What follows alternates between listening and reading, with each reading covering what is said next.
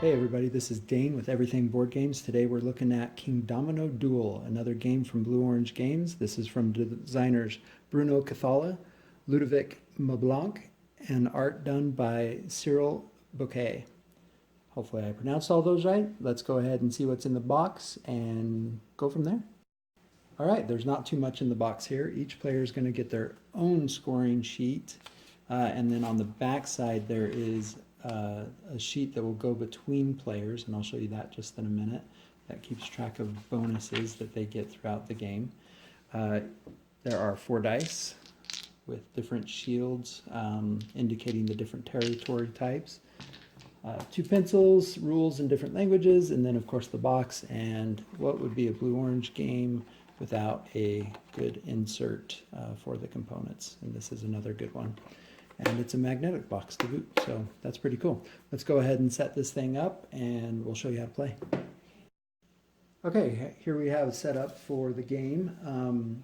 I forgot to mention before, but this is obviously a 2-player game. It plays ages 8 and up, and it plays for about 20 minutes. Probably even faster once you get used to how the game plays. So the object of the game is to create the most points by filling out your board in such a way that you've got areas that are large and contain crowns, and I'll show you what that means here in a minute. But you'll be scoring points based on each type of land type you have in there, and then any bonuses, and then the player with the highest score is going to win. Okay. On a player's turn, the first player will take the dice, they'll roll them, and then they get to choose the very first dice to take. So in this example, let's say player 1 took the double stripe shield. The second player then gets to take 2 shields, or 2 dice from the roll, and then the first player will then take 1. The player then will fill out on their board the dice combination that they got.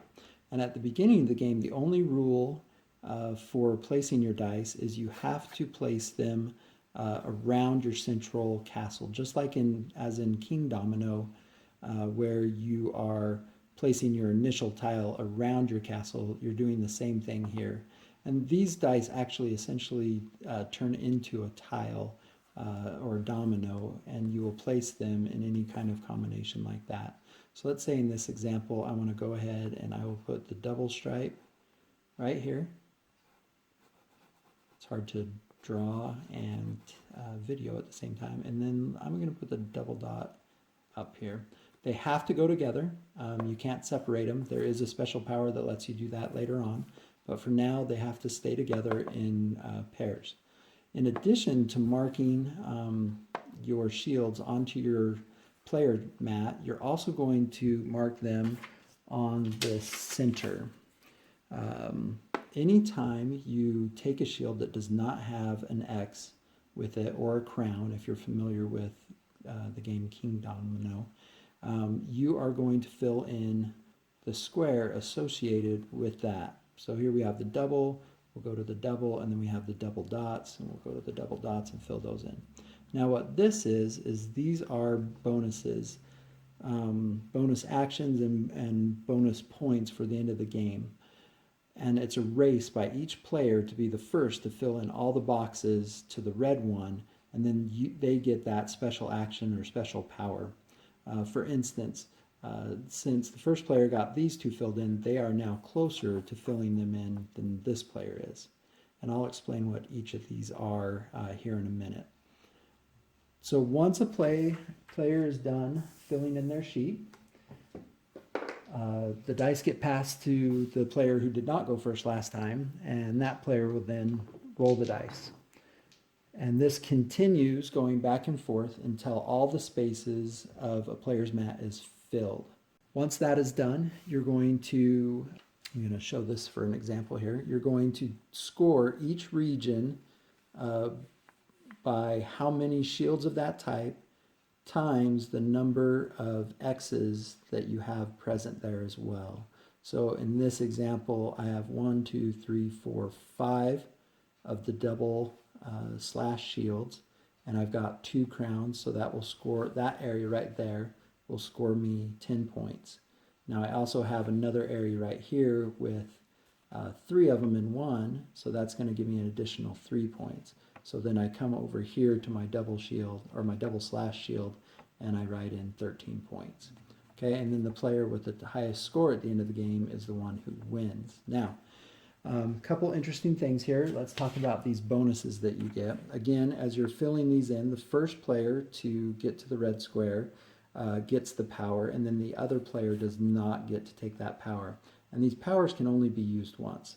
So let's start with this one. This one says that you do not have to place the dice, or the tiles, they call it, according to the rules. So meaning you don't have to be adjacent to the castle, and you don't have to match up one of the ends of an existing domino that's out there.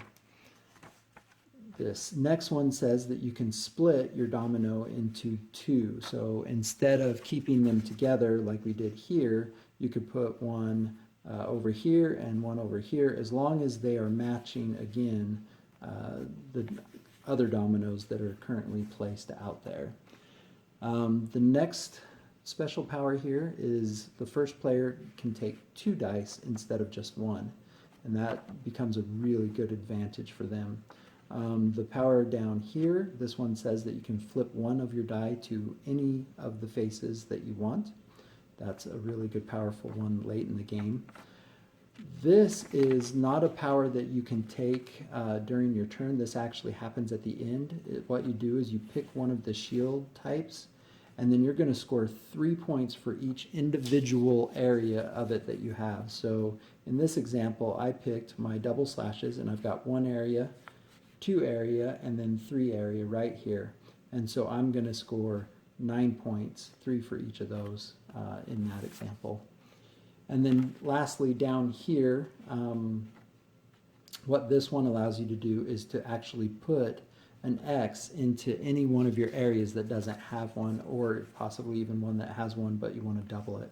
So again, in this example, let's say that I've got this big area right here, and I wanted to add another X to one of them. If I filled out this bonus first, I could then go ahead and put an X wherever I wanted to, increasing the value of that land. So that's the bonuses, pretty easy. And like I said, we're trying to be the player who has the highest score, and the game will end, like I said, once everybody fills their entire chart out. Now, there is a possibility that you can't fill your entire player mat here because of a roll. Like, for instance, if these 2 spaces were open and it was my last turn and I rolled a double dot and a checkerboard, I could not put those in there legally. So I would just have to forego my placement on those.